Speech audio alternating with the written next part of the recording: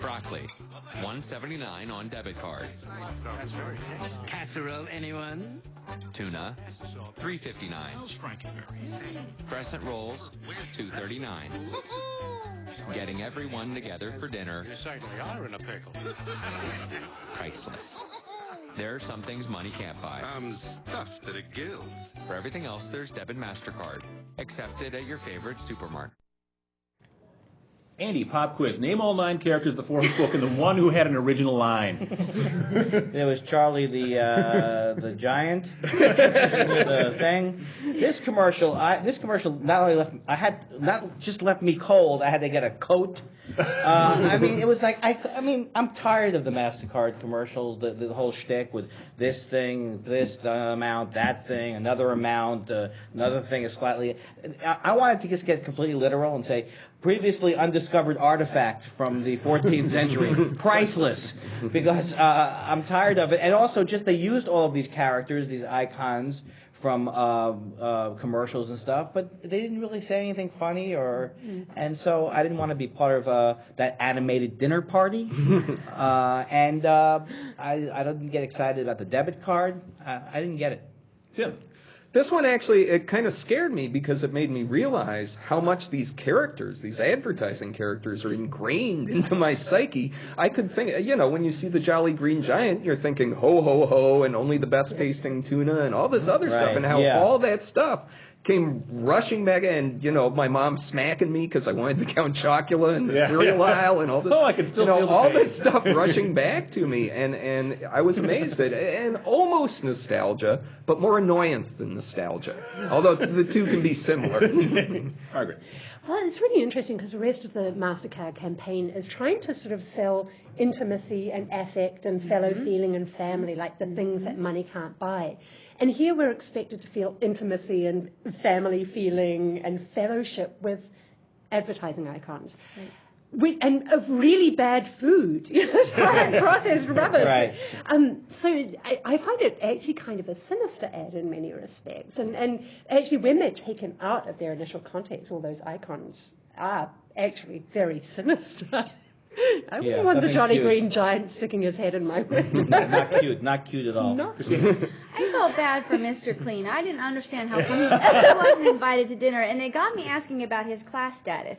So, since we're on public television, I'm going to cite Karl Marx, who actually anticipated this problem in 1867 in the fourth section of the first part of Capital, where Marx suggests that when objects that have use value, like the tuna that you eat, become commodities that are fetishized, that have exchange value, like you exchange them for salt, that they take on this kind of spiritual, transcendent animation, and so that the real social relations of men that produce stuff get replaced with social relations between the products. And he asks the question, what would happen if commodities could speak?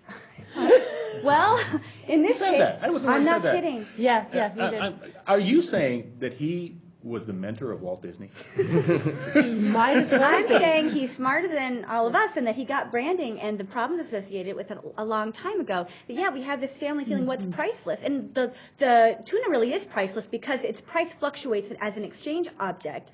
But this family feeling that our family is a fetishized world of commodities, and something weird and cannibalistic as well, like it's the Last Supper, the meal itself is invited to dinner, and you got to separate the fish guy from Charlie the tuna because they won't get along. I don't know. Advertising eats itself. When advertising uses advertising to advertise, it's meta advertising rather than, and the rage in advertising right now is product placement, but here they have spokesperson, icon placement going on in the ad, and the people that helped me prepare for the show, one of them actually went so far, because I posed the question, are these other icons paying to get in, or are they being paid to get in? And I don't know. I don't know how the money transaction worked. Maybe it was just it was gratis, but it was like script consent, that sort of thing.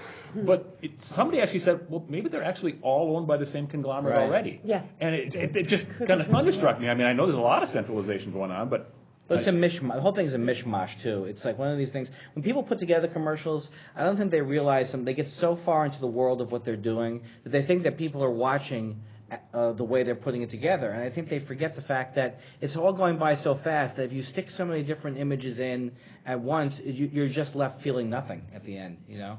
You have to kind of like... You're so not the MTV generation. But even when people watch MTV, you know, well, I'm not saying that that's more effective, but people are usually just like looking at the TV like that. This is supposed to get you to want to purchase something. I was hoping that they were consciously steering clear of the racism that would come along with Aunt Jemima and Uncle Ben. You know, that there were icons that they avoided. We certainly couldn't have Uncle Ben schlepping the dishes to Aunt Jemima to clean them. Right. Time for our exit question. Whose house was that? Tim. I think it was actually Count Chocula's house, and he invited everyone over so he could feast on their blood.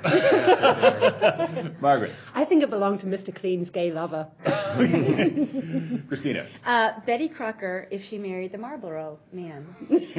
Andy. Well, it actually is Mr. Clean's house, but because of a bad endorsement deal he signed, he's renting. Obviously, it's Michael Jackson's house. That's all we've got time for. Come play with us again next week on Mental Engineering.